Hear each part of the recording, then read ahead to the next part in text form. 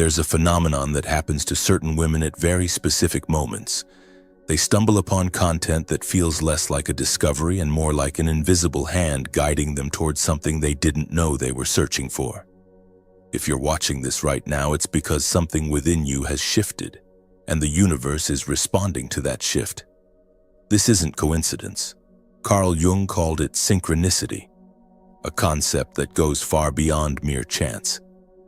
It's the orchestration of meaningful encounters by forces operating beneath conscious awareness, connecting inner transformation with outer reality in ways that defy logical explanation. What you're about to hear will illuminate why only some women receive this recognition at this exact point in their lives. This video will reveal the psychological and energetic thresholds you're crossing, the invisible architecture of transformation that Jung spent his life mapping, and why the most powerful phase of feminine existence often begins in silence, confusion, and a strange sense of being chosen by something larger than individual will. By the end, you'll understand not just what's happening to you, but why it had to happen exactly this way, at exactly this time. There's a liminal space between who you were and who you're becoming. Jung understood this threshold as a psychological portal where the old personality structure must disintegrate before something new can emerge.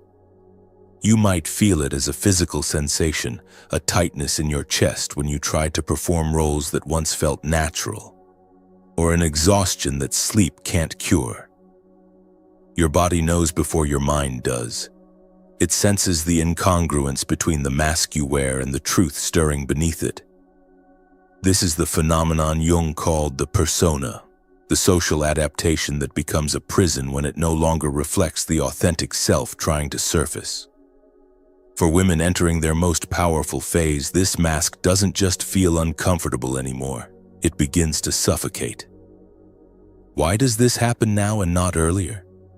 Because the psyche has its own timeline, one that doesn't match the linear progression of calendar years.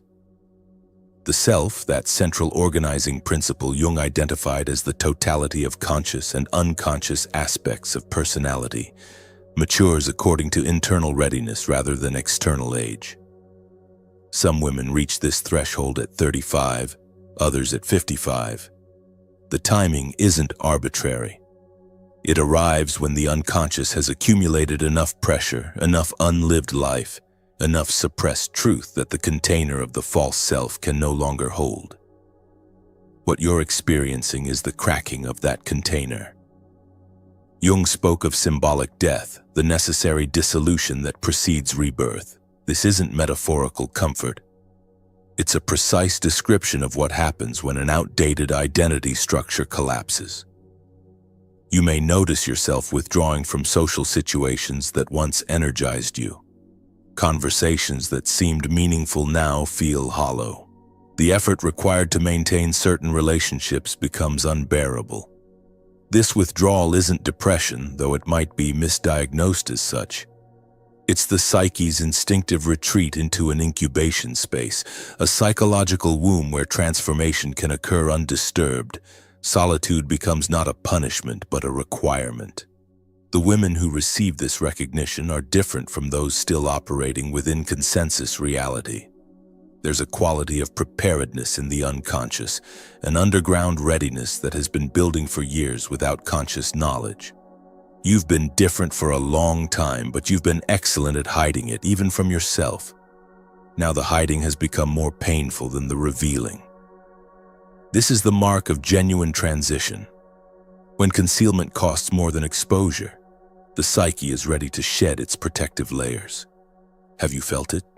That strange sensation of being selected, as though invisible forces have singled you out for a process you didn't volunteer for? This isn't grandiosity, it's the accurate perception of individuation beginning, that journey towards psychological wholeness Jung spent his life documenting. The collective unconscious, that shared reservoir of human experience and imagery, activates certain archetypal patterns at specific developmental moments. For women, the transition from one archetypal phase to another carries particular intensity because it involves not just personal transformation, but the awakening of ancient feminine patterns that have been dormant. Before emergence comes silence, before power comes emptiness. The desert isn't the absence of life, but the hidden gestation of it. You might be in that desert right now, feeling isolated in ways you can't explain to anyone. Friends ask what's wrong, and you have no answer because nothing is wrong in the conventional sense. Everything is simply different. The old motivations don't work. The old rewards don't satisfy. The old version of yourself keeps trying to resurrect itself, and you keep experiencing that resurrection as a kind of death. What if the desert itself is the answer? What if this apparent emptiness is actually a womb, and you're being remade in darkness before you can emerge into a light you don't yet comprehend? This is where the somatic dimension becomes crucial. Jung recognized that the body carries knowledge the conscious mind hasn't accessed yet. Women in this transition often experience inexplicable fatigue, hormonal disruption, sleep disturbances, or a heaviness that no medical test can explain. These aren't psychosomatic symptoms in the dismissive sense. They're the body's articulation of a truth the conscious mind is still resisting. Your physical form is rejecting the lie of the false self before your thoughts catch up. The wisdom isn't in your head, it's in your cells, in your gut, in the intelligence of your body that knows continuation on the current path means a deeper form of death than the one you're afraid of. As your tolerance for falseness decreases, your discernment becomes almost brutal. You can feel dishonesty in a room before anyone speaks. You sense the hidden agendas, the unspoken resentments, the performance of emotions that aren't genuinely felt. This isn't paranoia, it's the emergence of what Jung called the intuitive function, one of 4 primary psychological functions that, when developed, allows direct perception of underlying realities. You're reading energy now, not just words. You're perceiving essence, not just presentation. This makes most social interaction exhausting because you see how much of human communication is elaborate pretense. There's an archetypal shift occurring that Jung mapped through his study of feminine psychology. The journey from what he and later analysts called the maiden archetype to the queen or crone involves a fundamental reorganization of psychic energy. The maiden seeks approval, validation, and definition from external sources. Her power is potential. Her identity is forming. Her sense of self depends on reflection from others. The queen, by contrast, carries her authority within. She doesn't seek permission. She doesn't require validation. She knows who she is because she's descended into her own depths and returned with that knowledge intact. This transition isn't about age, it's about initiation. Some women remain in the maiden psychology their entire lives, always seeking external confirmation, always performing for an audience, always needing someone else to tell them they matter. Others undergo the initiatory descent earlier, forced by circumstance or called by something within them that refuses to remain dormant. If you're watching this, you're in that descent right now. The ground beneath your old identity has opened, and you're falling through layers of yourself you didn't know existed. This falling feels like dying because, in a sense, it is. The woman you were is dying so the woman you actually are can finally live. The collective unconscious, that vast reservoir of inherited psychic content Jung spent his life exploring, contains the memories and patterns of all women who came before you. As you individuate, as you move toward wholeness, you begin to access this deeper stratum of experience. You might feel the presence of ancestors you never knew. Grandmothers, great-grandmothers, women whose names were forgotten but whose essence remains. They're not ghosts in the supernatural sense. They're psychological realities, patterns of feminine experience encoded in the unconscious that activate during profound transitions. Your transformation isn't just personal, it's generational. Every step you take toward authentic selfhood heals something in the lineage forwards and backwards through time.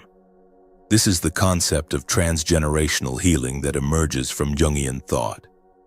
The wounds and complexes aren't just yours, they're inherited, passed down through family lines, encoded in patterns of relationship, expectation, and suppressed emotion.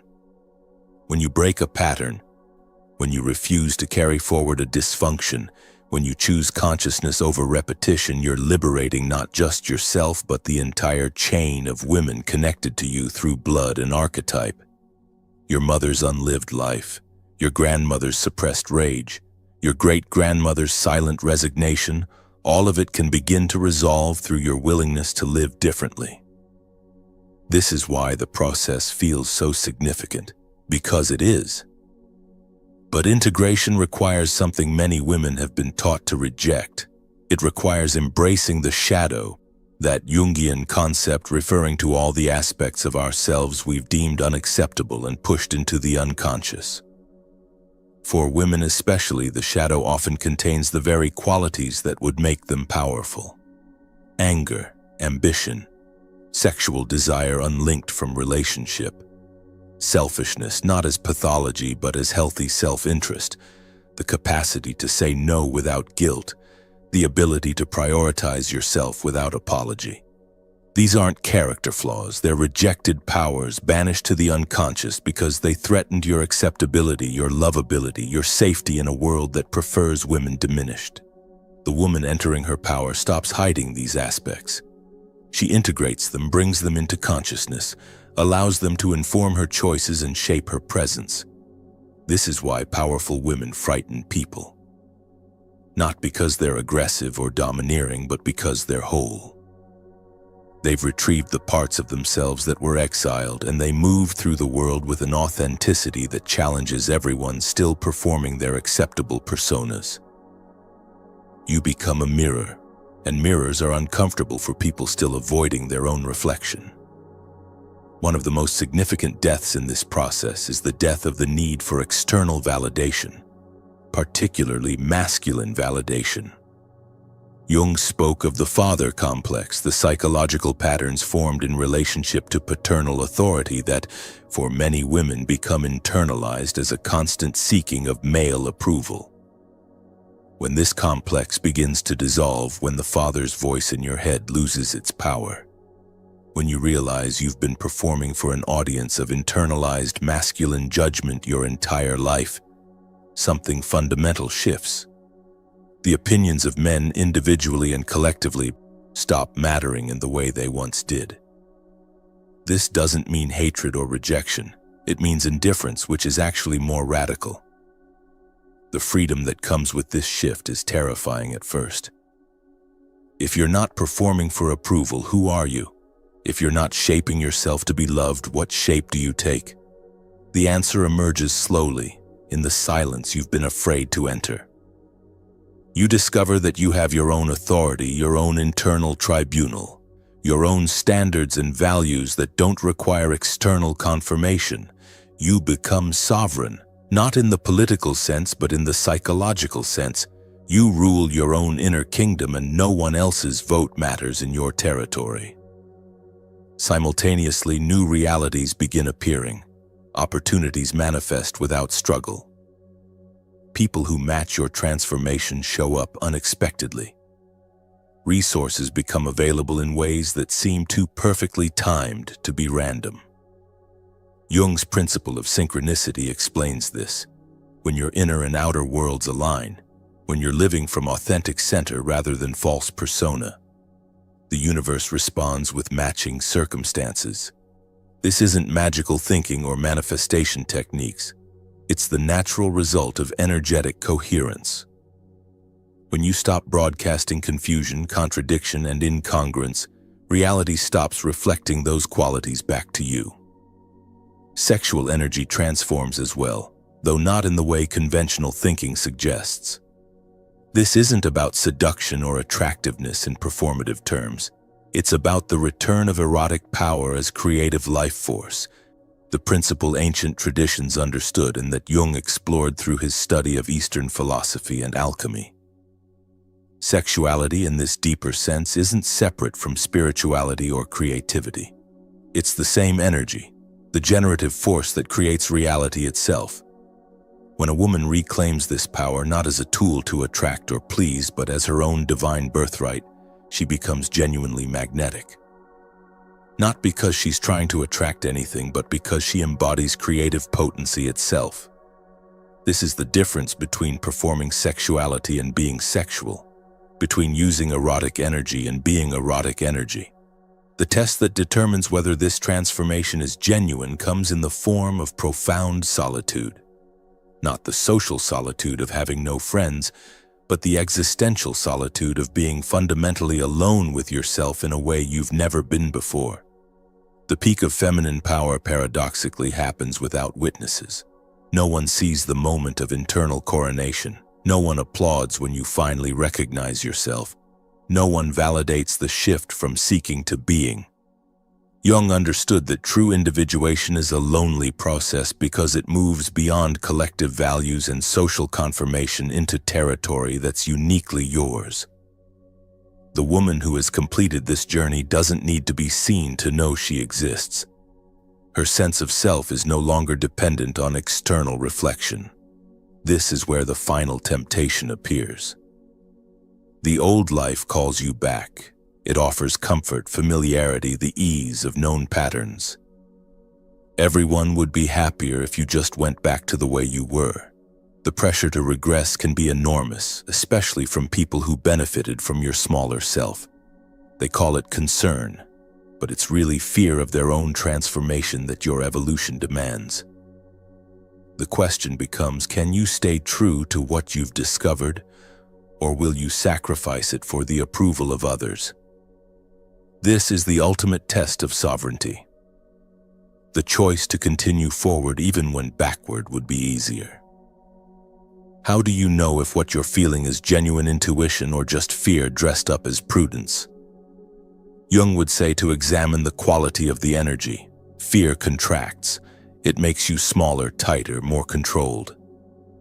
Intuition, even when it's leading you toward difficult choices, carries a sense of rightness, of alignment, of movement toward wholeness, even if that movement is uncomfortable. Fear asks you to protect yourself from imagined futures.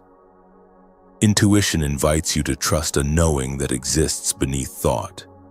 The difference becomes clearer the more you practice listening to the deeper voice rather than the anxious one. The transmutation of suffering into wisdom is perhaps the central theme of Jung's entire body of work. He called it the opus, the great work of transforming base material into gold, understanding this as a psychological process rather than literal alchemy. Every painful experience, every betrayal, every loss, every moment of confusion and darkness contains within it the potential for consciousness, not automatically. Only if you're willing to sit with it, examine it, understand its archetypal dimensions, and extract its meaning. Women who enter their power don't avoid suffering or pretend it didn't happen. They metabolize it. They transform it from trauma into teaching, from wound into wisdom. This is why they carry such depth. They've been to the underworld and returned with knowledge. The final recognition is perhaps the most liberating and the most sobering. You didn't enter into power. You were always power. The individuation process Jung mapped doesn't create something new.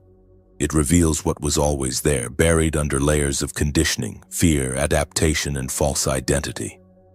The essence was never absent. It was hidden, suppressed, forgotten, but never gone. What's happening now is remembering, not becoming. You're not achieving some new state. You're returning to original nature, to the irreducible core of who you are beneath every story you've told and every role you've performed. This is the meaning of the journey home that appears in mythology across cultures. The return isn't to a place, it's to yourself. The peace that comes with this recognition is different from any happiness you've previously known. It's not dependent on circumstances. It doesn't fluctuate with external validation. It exists prior to events, beneath emotions, beyond the ups and downs of life. Jung identified this as the experience of the self, the deeper organizing center that remains constant regardless of the ego's experiences. When you touch this ground, when you know yourself at this level, everything changes while nothing changes. You still have challenges, losses, difficulties. But you have a foundation that can't be shaken because it's not constructed. It simply is, and you've finally recognized it. This video found you not as a call to action, but as a confirmation of what's already occurring. The universe doesn't convince, it reflects. If this content resonates, it's because you're already on the path, already in the transition, already being remade by forces you only partially understand. What matters now is whether you'll trust the process or resist it, whether you'll allow the dissolution of the false self or try to preserve it, whether you'll step into the power that's rising within you or retreat into the safety of who you used to be. There's a responsibility that comes with awakening. You become, whether you intend to or not, a presence that catalyzes change in others. Your simple existence, your refusal to pretend, your commitment to authenticity disturbs the carefully maintained illusions of everyone around you. People who are still identified with their personas will find you uncomfortable, not because you're doing anything to them, but because your integration mirrors back their fragmentation. You become a living question. If she can stop performing, why can't I? This is the burden of consciousness. You can't unknow what you know, and your knowing affects the field around you in ways both visible and invisible. The loneliness intensifies at this stage, and it's important to understand that this is not a problem to be solved, but a feature of the terrain. True individuation, complete psychological wholeness leaves you somewhat orphaned from collective belonging. You no longer fit in boxes, tribes, or fixed identities. You can move through different worlds relating to various types of people, but you're not fully of any group. Jung described this as the loneliness of the individuated self, the price of consciousness. Not everyone reaches this point, and those who do discover that they have fewer companions at this altitude. The air is thinner here, not everyone can breathe it. But there's also a freedom in this orphaning. You're released from the need to belong in ways that require self-betrayal. You can stand alone without feeling incomplete. Your sense of identity doesn't depend on group membership, relationship status, or social position. You exist as yourself, by yourself, for yourself, and paradoxically, this self-sufficiency makes you more available for genuine connection, not less. When you don't need others to complete you, you can meet them freely, without the agenda of getting something to fill your lack. True relationship becomes possible only when you're already whole. The legacy you leave isn't in what you accomplish or create in conventional terms. It's in the energetic imprint of your journey toward wholeness. Every woman who completes her individuation, who integrates her shadow, who retrieves her power, who lives from authentic center, affects the collective unconscious itself. Jung understood the psyche as interconnected at deep levels, individual minds as expressions of larger patterns. When one woman breaks free, she creates a pathway that makes it fractionally easier for the next woman to do the same. You'll never meet most of the women your transformation touches. They might live in different countries, different generations, different circumstances entirely. But the work you do in your own depths sends ripples through the collective waters all women swim in. This is why your transformation doesn't require an audience, a platform, or recognition. The work is the work regardless of who sees it. Your integrity, your wholeness, your refusal to betray yourself, these are contributions to the collective healing of feminine consciousness itself. You're not just saving yourself, you're participating in something much larger. An evolutionary movement toward greater consciousness that's been unfolding for millennia and will continue long after you're gone. Your individual life is your contribution to this larger pattern, and the quality of that contribution depends entirely on how faithful you remain to your own truth. If this video touched something true in you, if it named experiences you thought were uniquely yours, If it helped you understand that what feels like personal crisis is actually archetypal transformation, then share it with another woman who might be standing where you are. Subscribe to this channel because the exploration of feminine consciousness, Jungian depth psychology, and the journey toward wholeness is what we're dedicated to here. Leave a comment sharing where you are in your own process, not for my benefit, but for the woman who will read it 6 months from now and realize she's not losing her mind, she's finding her soul. Your words might be the confirmation she needs to keep walking forward when everything in her wants to turn back. This is how we hold each other through the dissolution. This is how the transformation becomes bearable. Not by making it easy, but by making it shared. You are not broken. You are not failing. You are not lost. You are in the most powerful phase of your existence, the one where everything false dies so everything true can finally breathe. Trust the process. Trust the dissolution. Trust the empty space that terrifies you because it's actually full of becoming. The woman you're meant to be is already here, waiting beneath the rubble of who you thought you had to be. Welcome her, honor her, and most importantly, become her.